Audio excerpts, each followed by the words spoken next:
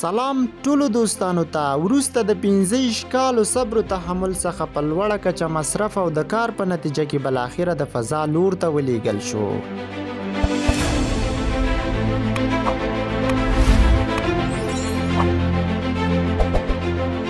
ناسا فضایي اداره او ترڅنګ نور فضایي سازمانونه په سلګونه او په زرګونه ځلې د فضا لور ته مختلف وسایل لیږلي، خو اما دا ځل یو سبیل او د نورو سره په لوړ تفاوت د فضا لور ته لیږل کېدل چې د نړۍ ستر جمعیت په دې انتظار و چې کله به د فضا لور ته لیږل کیږي.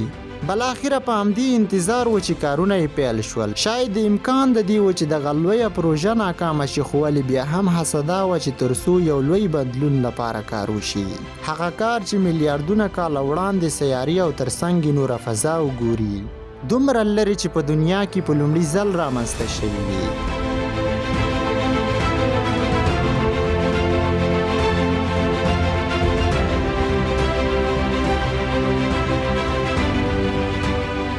راځئ وګورو چې په کوم شکل په فضا کې جوړښت پرانستل کیږي. اصلي سوال په دغه ځای کې دی چې د دې پروژې د عکس اخیستلو عکس العمل په کوم شکل دی. د جمزویب تلسکوپ لپاره دغه څه ډیر خطرناک او ویرونکی و. دغه تلسکوپ د ستر مصرف او لوړ جوړښت سره اوس مهال د ځمکې څخه د لرې کېدو په حال کې دی.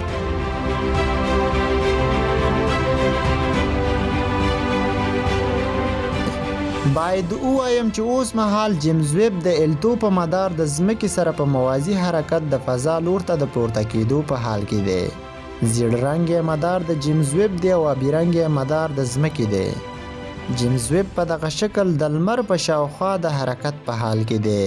دا ځکه چې جمزویب په دغه نقطه کې په ډیر ښه شکل د شمسي نظام څخه عکس اخیستلی شي.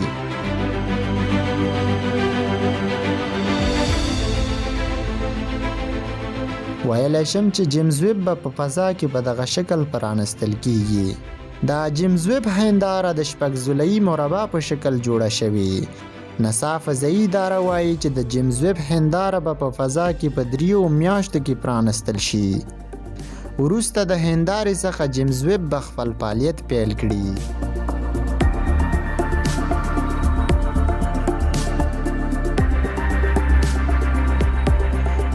وروسته د هندارې څخه به جمزویب په خپل فعالیت پیل وکړي، خو مګر بدبختانه د جمزویب په هکله ځینې خبرونه بد را رسېدلي.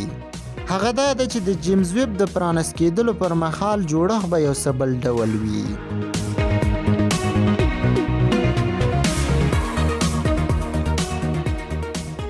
دوهم دا ده چې جمزویب په لومړي سر کې کوم عکس اخلي د کیفیت له لحاظه به ډېر کمزوری وي.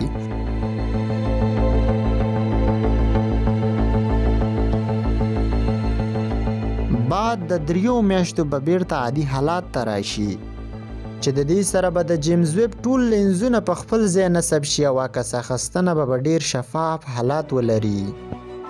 په دغه ویډیو کې تاسې ګورئ چې اولنی عکس په کوم شکل دی. ناسا او فضایي سازمانونه وایي چې بعد د 3 میاشتو به د عکس اخیستلو پروسه ډیره دقیقه شي.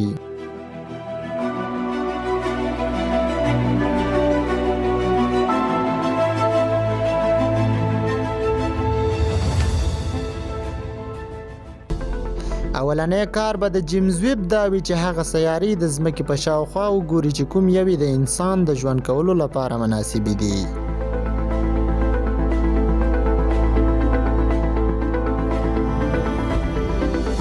جمزویب تلسکوپ د 140 هیوادونو په سرمایه جوړ شوی. هر یو هیواد د سرمایې په نظر کې نیولو سره د جمزویب د کارولو اجازه له ځانه سره لري. خو باید په لومړي سر کې ووایم چې 50% سرمایه گذاري د ناسا فضایي ادارې ده. دوهم ستره سرمایه گذاري د ایسا یعنی د اروپا فضایي سازمان په دغه برخه کې لګولې. دغه دوه لویې ادارې د جمزویب په زیاته کچه کارونکې ادارې دي. بعد د دې څخه د هر یو هیواد حق حسابیږي.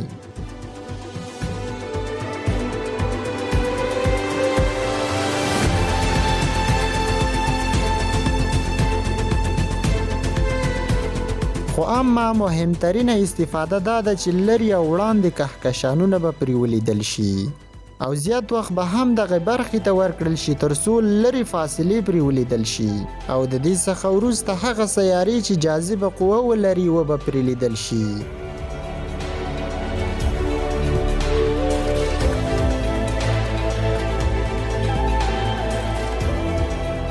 په دغه وخت کې د لرې کهکشانونو لیدل ډیر ستونزمن کار دی، خو اما د جمزویب لپاره هم ډیر ستونزمن دی، خو ولې په دومره اندازه نه، ځکه چې جمزویب په ډیر حساس ډول جوړ شوی او کولی شي چې هر ډوله سیارې وګوري.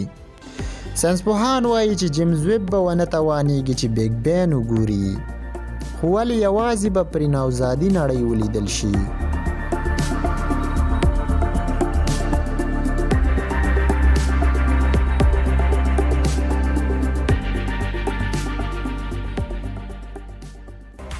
دا ځکه چې د فضا تاریخ 400 میلیارده کاله کیږي، یعنی فضا 400 میلیارده کاله یعنی څه؟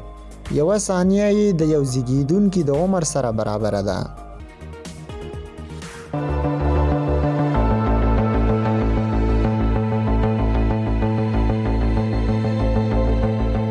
د جمزویب تلسکوپ کار به دا وي چې تر څو وګوري چې لومړي رامنځته شوي تغییرات څه دي.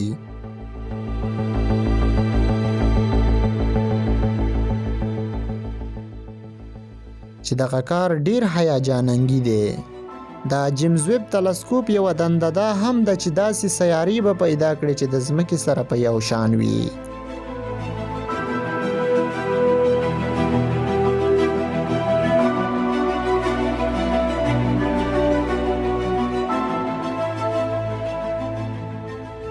باید چې په ډیر دقت سره وکتل شي چې څه رامنځته شوي تر څو معلومه کړي چې د ژوند کولو لپاره کومې سیارې برابرې دي. د جمزویب تلسکوپ یوه شبکه هم لري چې کولی شي چې د هرې سیارې د حرارت درجه او سطحه معلومه کړي.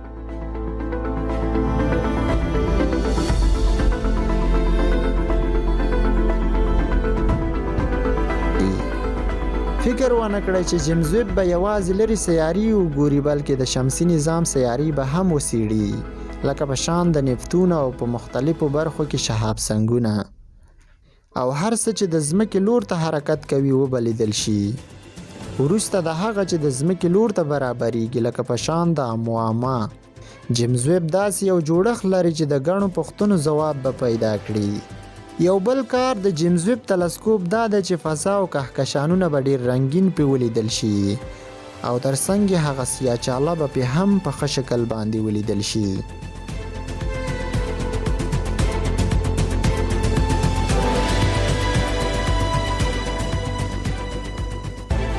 ویلی شم چې د جمزویب اصلي جوړونکي ناسا فضایي اداره ده او هیوادونو یوازې پیسې ورکړي. ناسا فضایي اداره د جمزویب تلسکوپ د کارولو ضمانت 10 کاله کړی، خو اما امکان لري چې تر 500 کالو هم زیات کار وکړي.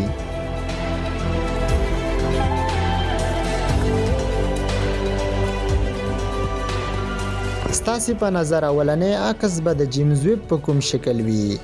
فکر خو نه کوئ چې یوه سیاره به وګوري او پکې ژوندي موجودات به وي، نو څه به وکړي؟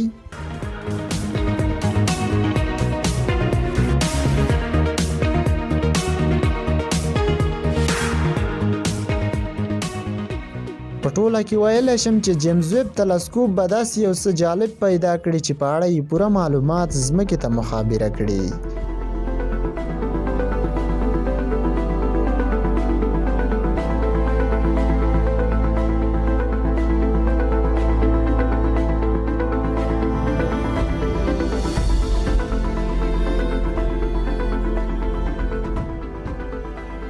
ښه وخت، ښې شېبې، د خدای په امان.